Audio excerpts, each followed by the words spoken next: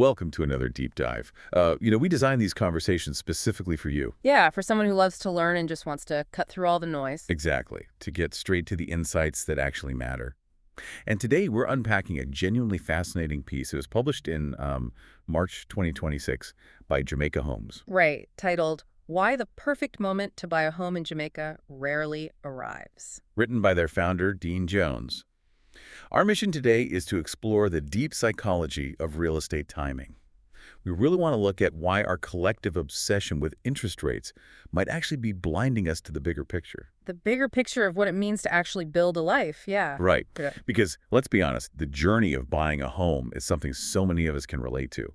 It almost always starts with this pure, visceral excitement. Like, absolutely. You picture the lands. You picture the walls, a roof overhead that belongs entirely to you. It's physical, it's permanent, and it's thrilling. But then, almost inevitably, that excitement morphs.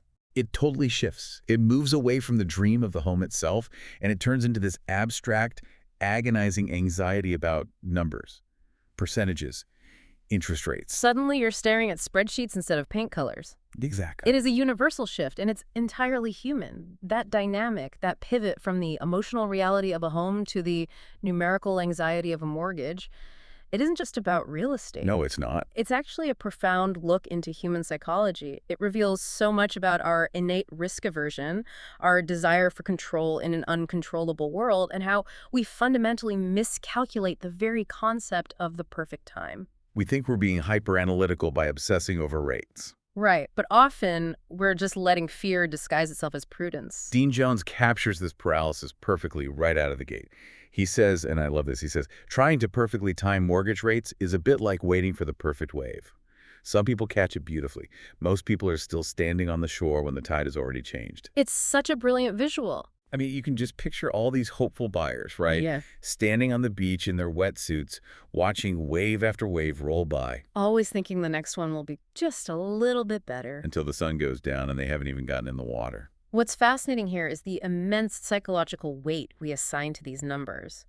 Jones points out that buyers get completely hung up on the symbols of the rates themselves. The symbols, yeah. It's not always about the actual math, it's about the threshold. For instance, if a buyer sees a mortgage rate that starts with a 5, they feel this sense of triumph. It feels reassuring. Like they won the game. Exactly. But if that rate ticks up just a fraction and suddenly starts with a 6, it feels like a massive defeat. A completely missed opportunity. The numbers stop being mathematical tools and they become these profound emotional symbols that dictate our financial self-worth. Okay, let's unpack this, because the underlying math here actually strips away that emotional drama entirely. Let's look at the reality of that difference between a 5 and a 6. Let's do it. Jones uses a very common scenario for parts of Jamaica today, a mortgage of 50 million Jamaican dollars. Which is a solid baseline. Let's ground that figure for a second. Depending on where you're looking in 2026, 50 million Jamaican dollars might get you a really solid 3-bedroom townhouse in a nice Kingston suburb. Or perhaps a beautiful standalone family home out in Mandeville. Right. Now, depending on your lender and the loan structure, the difference between an interest rate of 6.1% and 5.9%. That terrifying jump from a 5 to a 6. Yes, that exact jump. It shifts the monthly payment by only about 8 to 10,000 Jamaican dollars. Which is a perfect illustration of how our brains betray us, because of course 10,000 Jamaican dollars is not nothing. No, of course not. Over the lifespan of a 30-year mortgage, any extra cost adds up.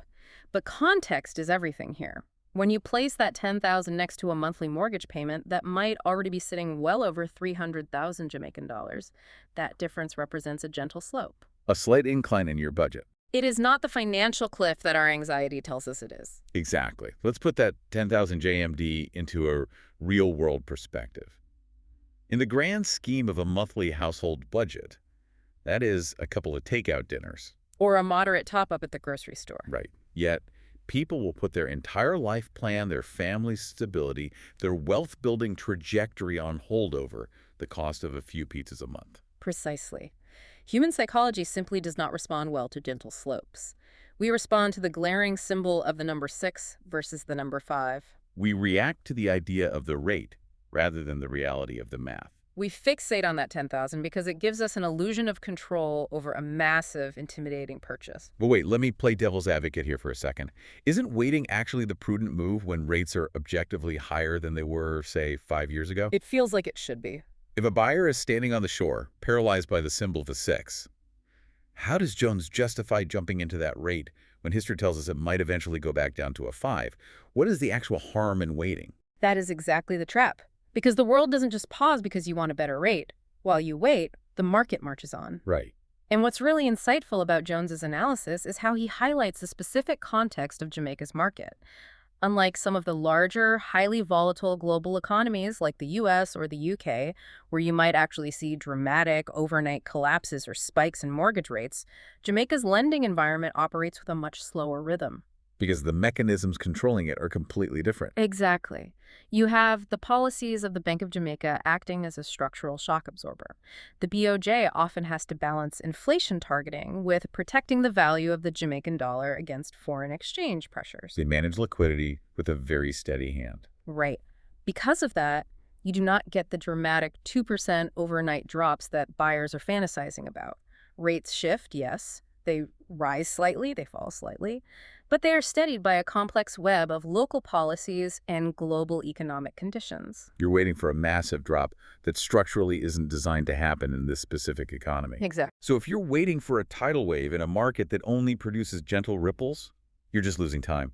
And as Jones points out, that lost time is incredibly expensive. There are all these hidden penalties while you're standing on the Well, sidelines. the opportunity cost is massive. Let's explicitly look at that. While you wait for rates to drop, land values are steadily rising. Construction costs are creeping upward. And demand certainly doesn't stop. Not at all. Look at the specific regions driving this. Kingston is booming with corporate expansion and commercial development. Portmore is another perfect example. Yes, Portmore used to be seen strictly as a bedroom community for Kingston. But now, with the highway connectivity, the new commercial centers, the BPO sectors moving in, it's a standalone economic hub. The demand there is relentless. And then you have Montego Bay. Entirely its own beast, driven by the tourism boom and foreign investment. And Mandeville, with its cooler climate, remains a massive magnet for returning residents. The sheer demographic pressure in these areas is driving property values up right past you while you wait. And this is where the math of opportunity cost becomes undeniably clear.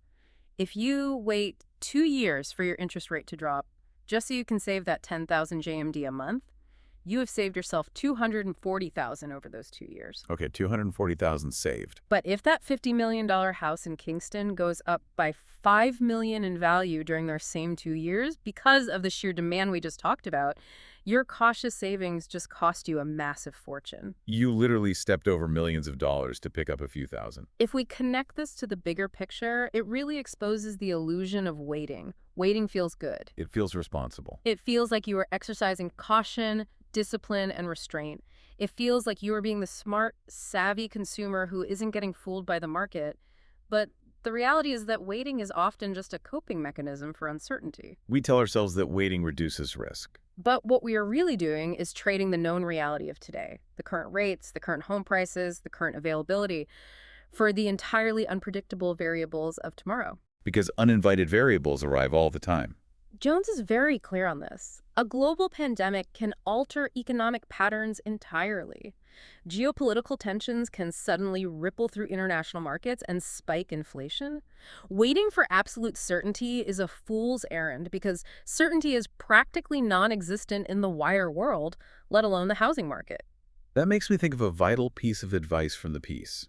Jones writes, "In an uncertain world, the smartest move is not waiting for certainty. It is learning how to move forward thoughtfully, even when certainty never arrives." That completely flips the script on how we are taught to make large financial decisions. It really does. It forces a complete reevaluation of what buyers should actually be prioritizing. Jones suggests moving away from the purely financial panic of, did I miss the lowest possible rate? And replacing it with a far more grounded, holistic question. Which is, Does the home I want fit the life I am building? Because at the end of the day, buying a home is rarely just about decimals on a rate sheet. It's about a place to live. It's a place to return to. It's where children grow up, where meals are shared, and where the quiet routines of your life actually happen. that is a beautiful sentiment. But again, I have to push back a little here. we can't just ignore the money, right? A 30-year mortgage is a massive financial burden. Rates shape affordability. How do we reconcile this idea of fitting the life you are building with the fact that you might be paying millions more in interest over the life of the loan? You reconcile it by understanding the mechanics of a long horizon. This is a brilliant reframing that anxious buyers often overlook. A mortgage is not a one-year commitment. It lasts 20 to 30 years. Right. And over a 30-year span, financial conditions are absolutely guaranteed to change. Rates will rise, they will fall, they will stabilize, and they will shift again. The financial picture you lock in on day one is not necessarily the financial picture you are trapped in for 3 decades. Because of refinancing. Exactly. When rates eventually drop meaningfully, homeowners frequently have the option to refinance their loan at that new, lower rate, which can significantly reduce their monthly payments. And here is the ultimate aha moment from Jones. The line that just stopped you in your tracks. You cannot refinance a home you never purchased. It is such a crucial point. While one group of people is standing on the shore waiting for the perfect numbers to appear on a spreadsheet, another group is quietly taking action. They're getting in the water. They are buying the homes, they are moving in, and crucially, they are building equity. Let's actually define that for a second, because building equity is one of those financial buzzwords people throw around. Essentially, equity is just the part of the home you actually own outright versus the part the bank still owns. Right. Every time you make a mortgage payment, a portion of that goes toward paying down the principal balance of the loan. You are slowly buying the house from the bank. Inch by inch. And as the property value naturally increases over time, especially in high-demand areas like Kingston or Portmore, your equity grows even faster. While you wait on the sidelines for the perfect rate, you are likely renting. Which means you are paying 100% interest on someone else's mortgage. You are building zero equity. But if you buy, even at a slightly higher rate, you are building a tangible financial asset. You're putting yourself in a position to actually benefit from future opportunities, like refinancing, should the rates fall. You have to be in the game to play the game. Exactly. Here's where it gets really interesting. Because Jones dives into the demographics driving this constant, unwavering demand in Jamaica. The game here has very deep stakes. It's not just foreign investors looking to flip properties for a quick profit. The demand is rooted in something much more profound. Yes, housing in Jamaica carries a particular cultural and emotional significance. It is not merely about finding shelter. It represents security. It is a tangible stake in the future of the island. Look at who is actually buying. You have young professionals who are actively seeking stability in their lives, maybe looking to start families and put down roots. And then you have the returning residents. This is a massive demographic in Jamaica. People who have spent decades working in the U.S., the U.K., or Canada, who are now looking for a place to finally settle and reconnect with their roots. They want a piece of the rock. You have new developments constantly appearing, communities expanding, infrastructure improving. The demand from these groups doesn't just disappear because interest rates ticked up by 0.5%. Which perfectly explains why the decision carries such quiet emotional weight. It's fundamentally about belonging. And when you understand that, the way you frame the home buying decision changes completely. If you find a home that genuinely suits your needs and the location supports your family and your future plans, whether that is near the new highways in Portmore or the cooler hills of Mandeville, and crucially, the monthly payment sits comfortably within your actual financial reality, then those tiny fluctuations in mortgage rates simply do not hold the power that we let them have. We are so often waiting for this cinematic moment. We want a flashing neon sign from the universe that says, now is the perfect time. Buy now. We want the market conditions to be flawless. But as Jones points out, the most important moment in this entire journey rarely announces itself like that. The perfect moment is usually incredibly ordinary. It really is, isn't it? The greatest opportunities in the housing market rarely look dramatic in the moment. They are modest beginnings. It is a quiet, straightforward conversation with a lender where you realize you can actually afford the monthly payments. That's walking into a viewing and just having that gut feeling that the space is right for your family. It is looking at a set of numbers that don't necessarily look like a lottery win, but they comfortably and sensibly fit your reality. Those modest, ordinary beginnings are what grow into something deeply significant over time. You lock in the home, you build the equity, you live your life, and the anxiety about the interest rate fades into the background. It all comes back to a final, grounding thought from Dean Jones at the end of the piece. He states, "The real opportunity in property is rarely the perfect rate or the perfect price. It is the moment when preparation meets possibility, When preparation meets possibility. You do the work, you understand your budget, you know what you want, and then when the possibility presents itself, you don't hesitate because the rate has a 6 instead of a 5. You act. You recognize the moment for what it is. And those moments are rarely improved by waiting indefinitely. Sometimes they're simply meant to be recognized and taken. Well, we have covered a lot of ground today. We've explored the hidden costs of waiting, the unique rhythms of the Jamaican market, and the powerful psychology behind our obsession with numbers. It is so easy to get lost in the noise of market predictions. But sometimes, the most profound insights come from stepping back and looking at our own behavior. But before we go, we want to leave you with a final, lingering thought to mull over.